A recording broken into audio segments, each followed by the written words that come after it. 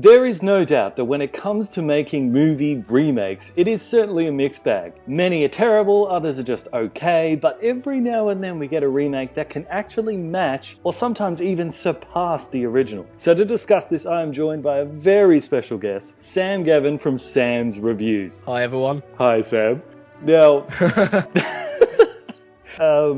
I think it would be fair to say that you and I have somewhat of differing opinions when it comes to different movies. Yep, I'd agree with that.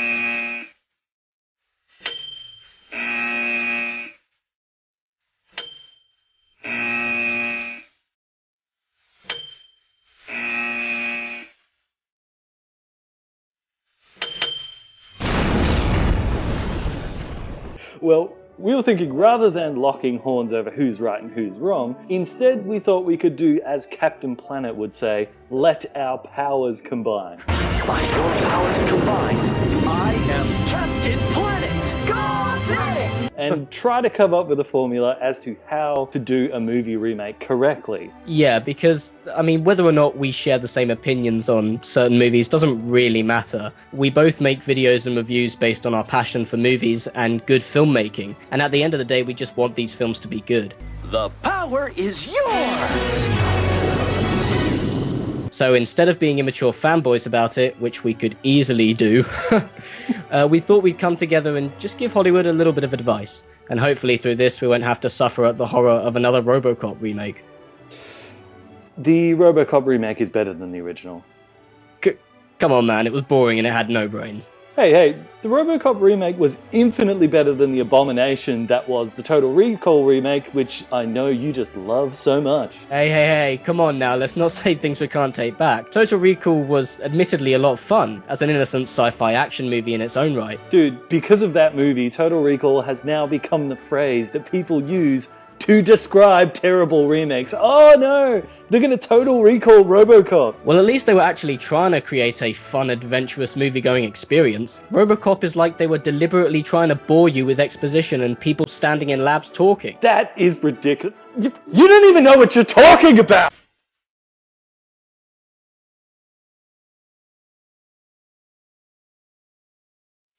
Right now we're at a point in film where remakes and reboots are more prominent than ever. You see, once upon a time, the studio executives figured out that the biggest area to make a profit out of was us, the movie geeks. And so there's a huge emphasis on branding nowadays.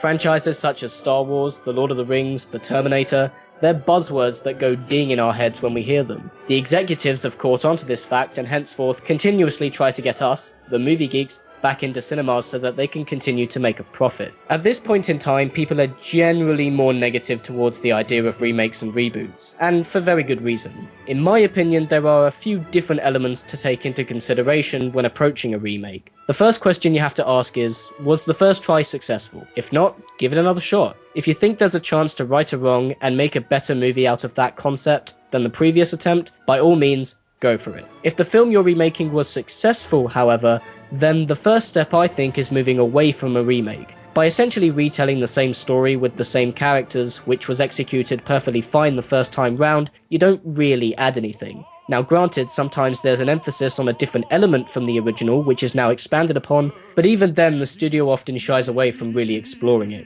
Often reboots want to appeal to fans of the original, they want to appeal to the mass audience, they want to pay tribute to the original, and they want to expand on the franchise as a whole. And this is usually the biggest problem. Remakes try to appeal to too many people, and so it usually never works. A good example of how to do this well, and not at all, can be found in two of the latest Star Trek films. You see, the 2009 movie perfectly set up a brand new continuity. J.J. Abrams and company had the balls to try something different. They quite literally came out and said, time travel shenanigans have occurred, and so what we are now watching is an alternate continuity. The original timeline can still happily coexist with this one, but this will allow us to explore new territory, go on brand new adventures, and actually expand on the mythology of the series without having to worry too much about creating plot holes or inconsistencies to the original timeline or pissing off the fans. And we got a really fun film with colourful characters which told its own story as a result of that.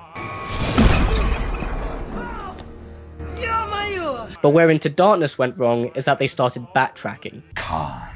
Instead of continuing with this trend of telling brand new stories and exploring new ground, it didn't quite know what it wanted to achieve. Granted, it was extremely entertaining, and Abrams is the one to thank for giving us such a fun movie nevertheless with his direction, but why do you think the film was full of references to Wrath of Khan?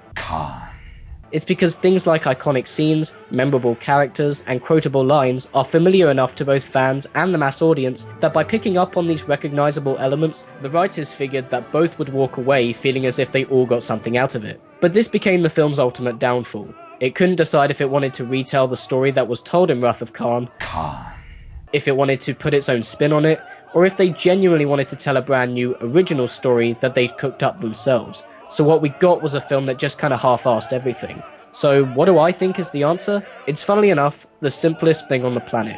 Being creative. It is possible to do a successful remake of a good film, but you've got to take into consideration that by remaking a good film, you're already pissing off a lot of fans right off the bat. In which case, why stop there? If you're gonna go for it, then go for it. Have the balls to try something different, take risks, and show some faith in your writers, the filmmakers, and even in the source material. There's really nothing interesting about telling the same story twice, unless you have something different and interesting to do or say with the material available.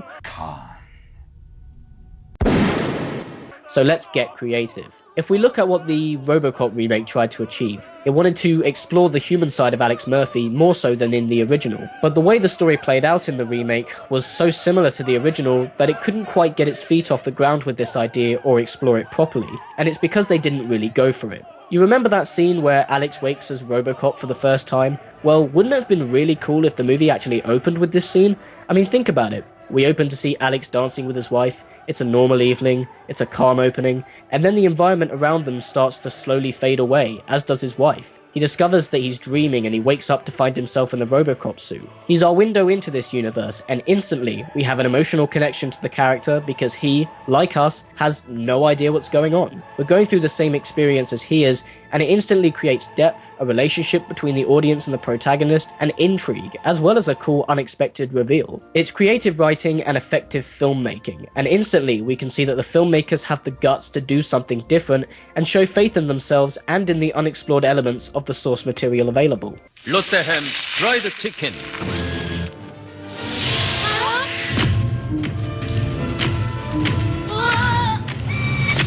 롯데햄 프라이드 치킨. 발라 먹으니까 실감나게 맛있습니다. Alternatively, do what Dredd did. Don't remake the original film, reboot the franchise. They had years of unexplored material to pull core elements from, but they also weren't afraid to go in a different direction. Judge Dredd was this big epic battle set in the universe established in the comics. Dredd, on the other hand, was a completely different, self-contained original story set in the universe established in the comics. So really, you have three options there. You have the alternate timeline, which is a have your cake and eat it too solution, and it looks like Terminator Genesis is going to go in that direction. You have rebooting the franchise like Dredd or Batman Begins, and you have remaking the original with an emphasis on a different element not yet explored and covering new territory. But at the end of the day, it's about clever writing and creative filmmaking.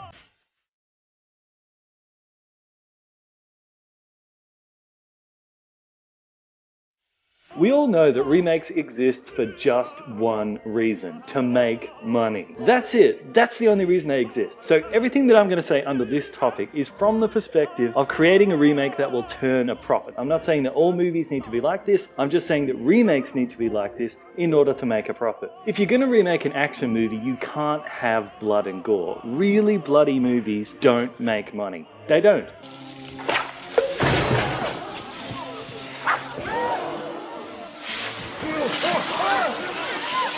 That's one of the reasons why the Dredd movie, as great as it was, really struggled to make a profit. Because it had an R rating, so no teenagers could go and see it, and you need teenagers to go and see your movie if you're making an action movie. They're going to be the biggest chunk of your audience.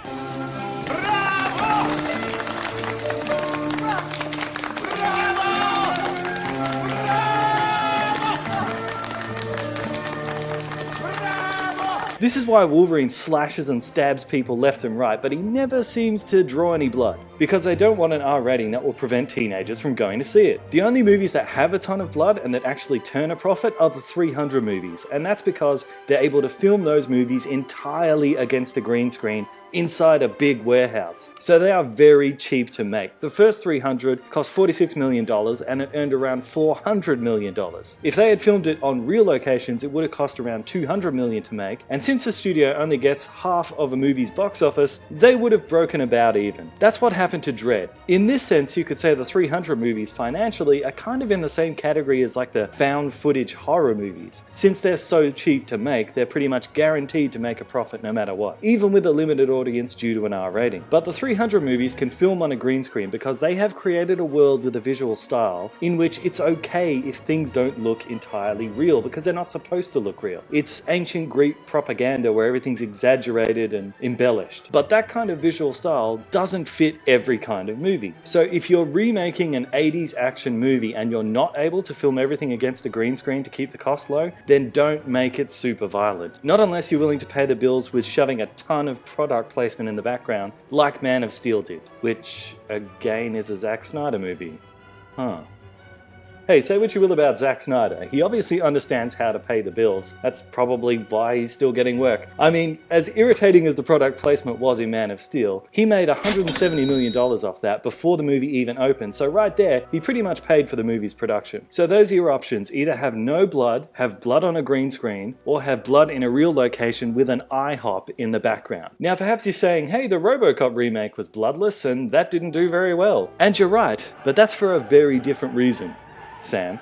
In removing all the gore from RoboCop, the movie was left with a void, and it decided to fill the void with a ton of really smart, clever, and insightful social commentary. Big mistake! Big mistake! Now, I absolutely love movies with social commentary, and movies that have real depth to them, just like I love my action movies with a ton of blood in them.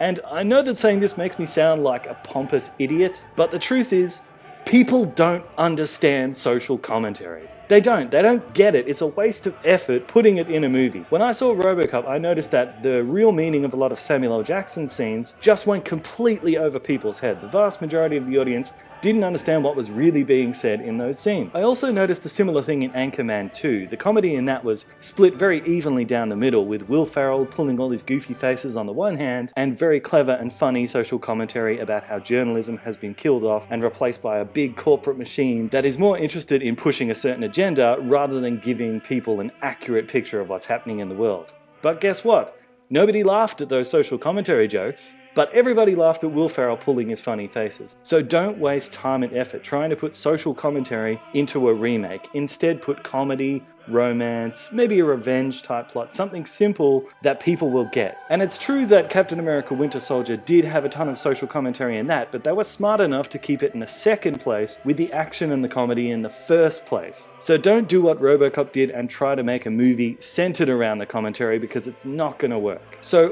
while the blood and guts could or could not be included depending on whether they keep the budget down, when it comes to social commentary, it's a definite no. Leave that kind of deep stuff for movies like 12 Years a Slave or Her. Don't try to put that stuff into a movie remake. And especially if the commentary was achieved perfectly fine the first time round.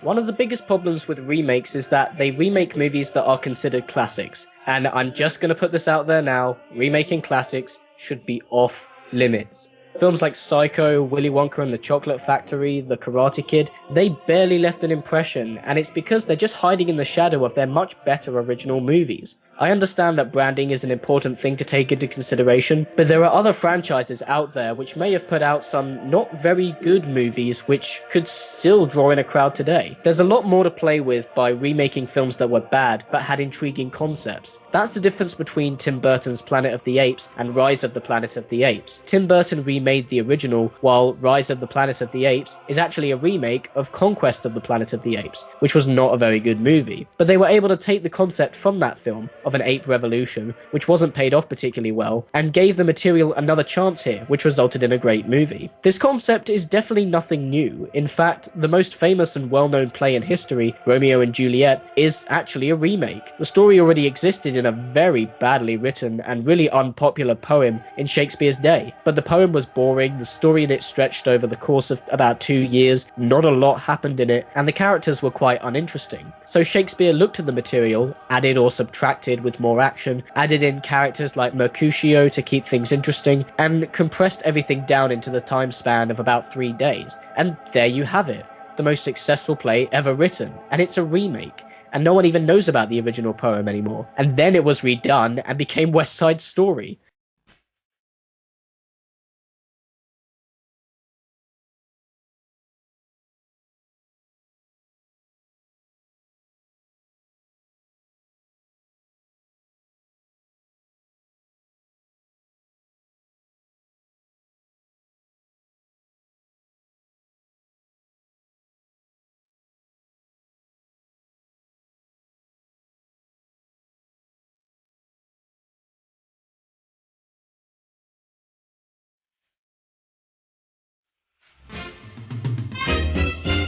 So thanks for watching, everyone. If you haven't checked out Sam's channel yet, then click right here on the annotation or on the link in the description box, because Sam's channel and mine, as we've covered in this video, are kind of like the bizarro versions of each other. Because when it comes to movies, everything I love, he despises. And everything I despise, he loves. But we both always try to give good reasons as to why we think the way that we do about certain movies. His Why Man of Steel Didn't Work video is actually really good and really well thought out, even though I completely disagree with everything that's in it. and I mean, vice versa with your Man of Steel, The Final Verdict analysis. I mean, it's great video, conflicting opinions, whatever, but entertaining and well articulated nonetheless. Cheers for having me on, man. This was a lot of fun. So drop a subscription, and I will see you next time. This is a section that Sam and I ended up recording that was supposed to be in the video. It was going to be a fourth rule. But as we recorded it, we ended up diverting into lots of different things, talking about lots of different topics. That is actually pretty interesting. But because we diverted so much, that's why I've put it here as a bonus track at the end rather than part of the video itself. In a section that we're going to call Talking BS. I mean that as in Bandit and Sam, not BS as in, well, yeah, you get the idea. Enjoy! Let's just name off some remakes and we can rate them as either better than the original or worse than the original or equally good as the original, and hopefully this can paint a little bit of a picture as to where the old and the new ratio should be to get a remake over that line. Are you ready, Sam? I am indeed. Alright. John Carpenter's The Thing. Better. Yeah, much better. Tim Burton's Willy Wonka and the Chocolate Factory. Horribly worse. I hate that movie. I hate it. You know, that movie actually killed me off on Johnny Depp too, because you know, like Willy Wonka in the original, he's kind of weird, but he's like innocent and he's fun. Johnny Depp's Willy Wonka was like this freakishly, he had this weird he had like murdering pedophile vibe, and I'm like, what? Yeah, that's not what Willy Wonka's supposed to be. And he had like bleach white skin, and he had father issues, and oh man, what? So bad. So bad. Well, speaking about terrible remakes, what about Tim Burton's Alice in Wonderland? Oh, God, so much worse. You know, that film is just Tim Burton on creative autopilot. I always hated that movie, but then when I saw Nostalgia Critic's review of that, I'm like, now I hate it even more. Because he's pointed out all the reasons why it's bad. But you know what I realised when I was watching Nostalgia Critics review of that? Yeah, at the beginning of that, showing she's in like Victorian era England, and she doesn't like that she's got all these expectations on her of what she's supposed to do with her life, and it's like her whole life is written ahead of time. And then she goes into Wonderland, where they've got this prophetic scroll where her life literally has been written out ahead of time. Ugh. And how does she solve that? By doing exactly what it tells her to do. It's like, so yeah, that's the message. You become a free agent by doing exactly what you're told. That's the message in the story. Yeah. So it succumbs to that really annoying, prophecy plot contrivance where you can just tell that the writers are too lazy to bother making Alice a compelling character or give her an interesting arc. No, it's just it was written out beforehand, so she just does that. Yeah, that drives me crazy. The only reason that's used so much is because they want to do like the Luke Skywalker thing, where people can say he's a regular guy, but then he gets drawn into this huge thing, so he could easily be you. And sort of like that whole prophecy storyline is like just the most brain dead way of doing it. Why are you special? Yeah. Oh, it's just written. But Yeah, with and Luke, they're there's doing that for reasons everything why. nowadays. They're doing it for Spider-Man, the Teenage Mutant Ninja Turtle. Why would anyone do it for Teenage Mutant Ninja Turtles? Exactly. They're mutant ninja turtles. You don't need additional reason as to why they're ninja turtles than the fact that they're ninja turtles. And Like, also, that explains if it all. doing it with Spider-Man also means that you take away from that everyday man aspect. So Yeah, and that's like, isn't that supposed to be like the whole idea of Spider-Man? As opposed to Batman, where you can't relate unless you're a billionaire. Spider-Man, he's like a regular guy, he's got relationship issues, he's struggling at work. Isn't that supposed to be the whole point? Because you're a Spider-Man fan, yeah? yeah, no, it definitely is, and it just shows you that the writers just don't get Spider-Man. Well, speaking of lazy writing, what about Star Trek Into Darkness as a remake of Wrath of Khan? You know what? I'm going to go with Wrath of Khan, but I still think Into Darkness, I still think it's a really entertaining movie. Obviously, the writing is lazy, and I'm really not a fan of Benedict Cumberbatch's Khan, simply because it's not Khan. There's no good reason as to why he would change nationalities and all that kind of stuff. But, I mean, I personally enjoyed the movie I just have to head until you I off as a thought Star twice about Trek. it. I just have to head you off as a Star Trek fan there. The whole thing with Khan in the original was he and all of his kind in like the Space Seed episode, they were all different races. So they didn't care what race they were, just as long as they were genetically enhanced. So, sorry. I just... Yeah, true.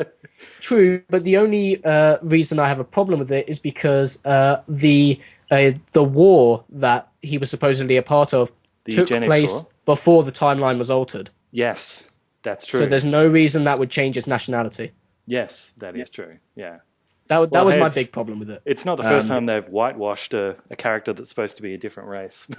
Yeah. The film looked fantastic. I really admire J.J. Abrams' ability to create intense, compelling action from a story which is a bit weak. But yeah, for movie-going audiences and for someone who was sitting in the theatre watching it, I remember having a blast. But of course, you walk out and then it all hits you. But I think there Yeah. are some good points and bad points. Because, like, I would say that both of them are equally good, but, like, Star Trek Into Darkness, that's one of those movies that, like you say, my opinion of it has changed over time. Like, I loved it when it came out, and I still do love it, but now when I look at it, in hindsight, I just kind of see it as a missed opportunity because, sequels are kind of free to head in any direction that they want because, the first movie has to set everything up. Usually the third movie is closing everything up if it's like a trilogy. So sequels can kind of do whatever they want. And in the Star Trek universe, that's a universe where you can literally do absolutely anything. But despite all that endless possibilities that they had, they still managed to pull it all right back down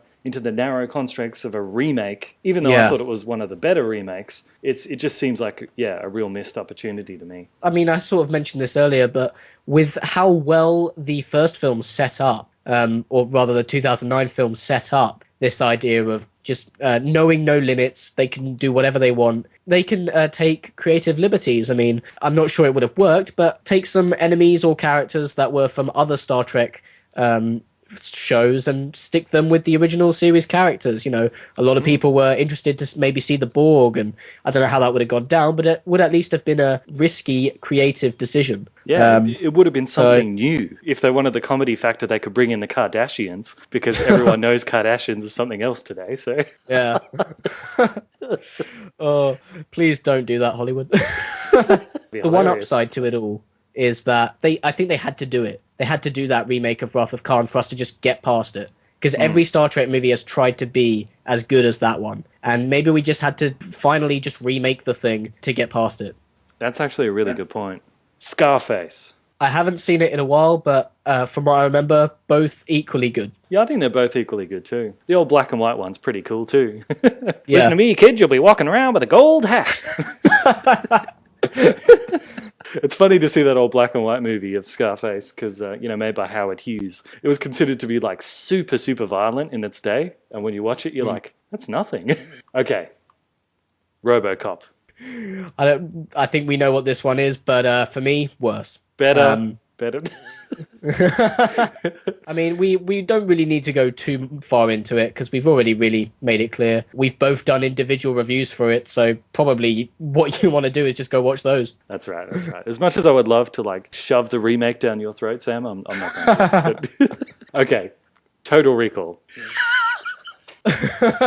People think I think it's better. No, I think it's worse. Really? Like, the script is pretty poor, the characters aren't memorable in the least, and they're pretty dull and boring, but I personally think the action and the way the science fiction and the way the kind of world building in that, I thought it made for a really fun movie. So worse, but still a fun movie. Yeah, I think it's much, much worse. I mean, I think that movie was like intentionally trying to take everything that was great about the first one and just water it down, and then water it down a bit more, and then chop it in half, and then slice it up very finely, and then take one of those little slivers and chop it in half again, and that's your movie. That's what I thought it was. And you know, they had like the woman with the 3 boobs in it.